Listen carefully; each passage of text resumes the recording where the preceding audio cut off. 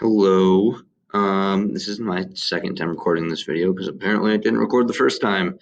But I'm gonna be resilient and I'm gonna just keep going. And I'm gonna be talking about habit one today. Habit one is all about being proactive and uh, being the force within your own life. All right. We don't want to be reactive. We don't want to let others influence how we act. We don't want others to tell us how to act. All right. We need to be the force, controlling our own thoughts, our own actions, um, and everything along those lines here. A good quote from Abraham Lincoln here is: people are just about as happy as they make up their mind to be. Okay. It's the way you approach life, the way you think about it. You can either be as happy as you want to be, or you can be as sad as you want to be. All right. Everyone has their own situations in life. All right. There is no one situation that is completely the same. And so everyone has different challenges and hurdles they have to overcome. Habit one is being proactive. And this is the key to unlocking all other habits, and that's why it comes first. Okay, so if you have to just choose one of these habits to be a master at, be an expert on, it's habit one, and that's why it comes first. Okay, so a little saying here that I'm going to read once or twice is: I am the force. I am the captain of my life. I can choose my own attitude. I am responsible for my own happiness or unhappiness. I want you to pause and think. Read that again by yourself. What does this mean to you? Is this a good way to live your life? I think so, yeah. It holds you accountable. All right, so let me read it again. Think about it even deeper. Close your eyes as I read this. Try to really latch on to every single word. I am the force. I am the captain of my life. I can choose my attitude. I am responsible for my own happiness or unhappiness.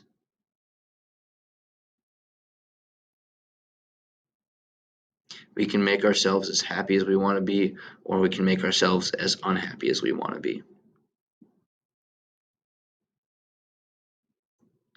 Be proactive. Do not be reactive.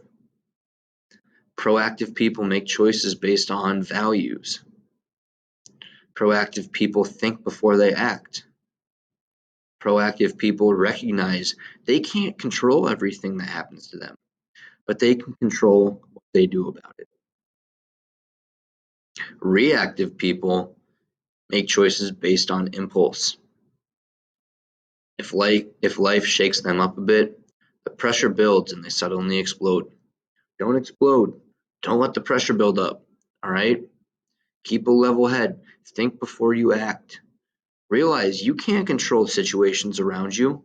Control what you can control. Control what you can do about the situations that you're put in.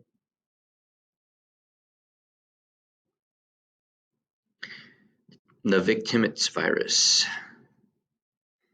Besides feeling like victims, reactive people are easily offended. Reactive people blame others. They get angry and say things they later regret. They whine and complain. They wait for things to happen to them. And they change only when they have to. Read these again by yourself.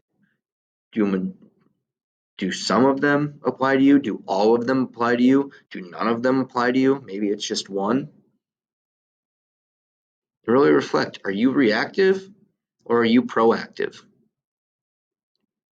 Would you want to keep being reactive or do you want to be proactive and try to change? Have some internal reflection now. Because it pays to be proactive. Proactive people are a different breed. They're not easily offended.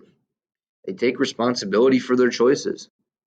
Yes, you're not always going to make the absolutely perfect choice. That's part of life. I'm not perfect. I don't make best decisions all the time. For example, you know, took responsibility for giving you guys two huge assignments, and I messed up with that last week with the teen homelessness and teen dropout one. I'm sorry about that. I'm taking responsibility for it. Think before you act. Proactive people bounce back when something bad happens. Always find a way to make it happen. Focus on things they can do about it, and don't worry about things they can't. Control what you can control. You can't control outside influences here. All right. This is the circle of no control. You can't control how others treat you. You can't control the life that you were born into. You can't control any of that. But what you can control is yourself. You can control how you think, how you respond to situations. Are you being proactive or are you being reactive?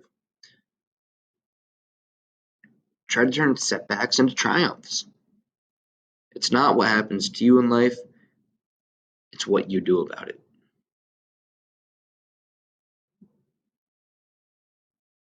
So I went to college and I played college football at Mankato. All right, huge setback my freshman year. I broke my back. Went to 3 doctors. Everyone said I wouldn't play again. I quit. I had to quit. I medically literally couldn't play. That was a huge setback for me. I was super sad, you know, but really I couldn't control that situation. So how did I respond to it?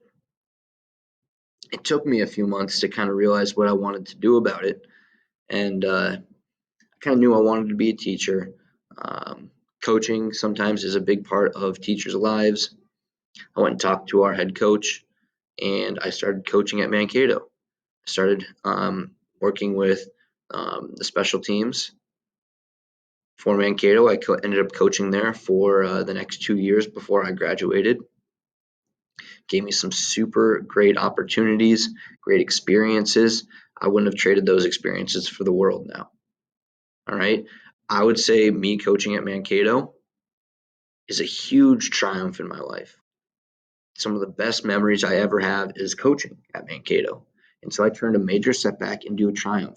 And I'm confident that every single one of you can do the exact same thing. Whether I fail or succeed shall be no man's doing but my own. I am the force. Elaine Maxwell. Rise above abuse. Become an agent of change. Grow your proactive muscles. Always try to be more proactive. This poem by Portia Nelson, There's a Hole in My Sidewalk. My Sidewalk. There's 5 stanzas to this. I want you to think about how this poem evolves through each stanza. I want you to think about how it applies to habit number 1, and then how it applies to your own life. There's a hole in my sidewalk by Portia Nelson.